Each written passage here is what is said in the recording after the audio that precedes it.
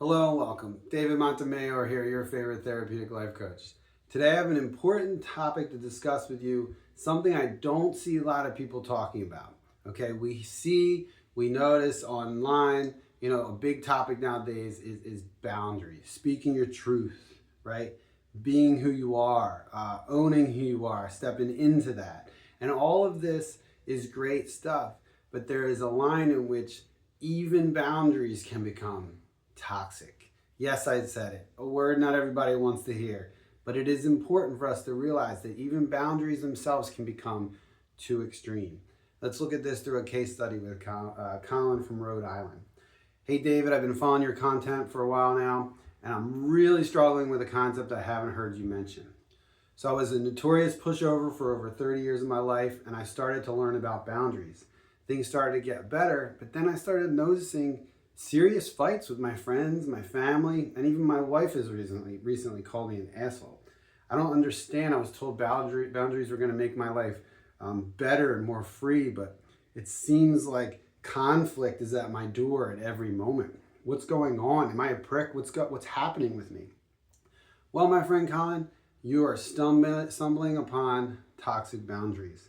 You were once in the extreme of people pleasing, of doing whatever anybody asked you to do, and now you're simply in the other extreme. Okay, and let's discuss this. What are boundaries? What are boundaries not? Okay, boundaries are not to control other people's actions towards you. They're there to control your own actions based on what others do to you and around you, and that includes calming ourselves, being aware of the patience in which we're trying to cultivate with our loved ones, being aware of the kindness and the compassion that comes around back to us when we need it, right? These are important. That's what is incorporated in boundaries. Boundaries are not avoidance for safety. Stability that depends on controlling your environment is not appropriate boundaries.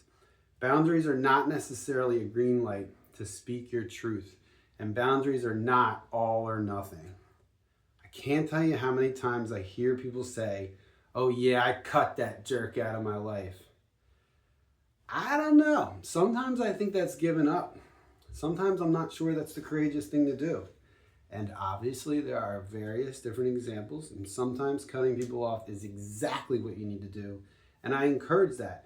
But first we must recognize that balance is key. So how do we work on this? We need to go back. Remember, I've mentioned this before. We need to take time to contemplate things, become more aware of what's happening. We need to look at the evidence. If our friends and family are consistently mad at us, we may not be doing something in balance, okay? So we got to take on the evidence. We need to be honest with ourselves. What are we really seeing? What's working and what's not working? And then from there, as you know, if you've been following my content, you take intentional steps to create essentially a scientific experiment about what works and what doesn't. And you slowly shift and fine tune until you find the most appropriate boundaries for you.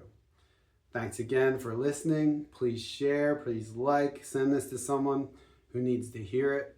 And I look forward to seeing you next time. Thanks again.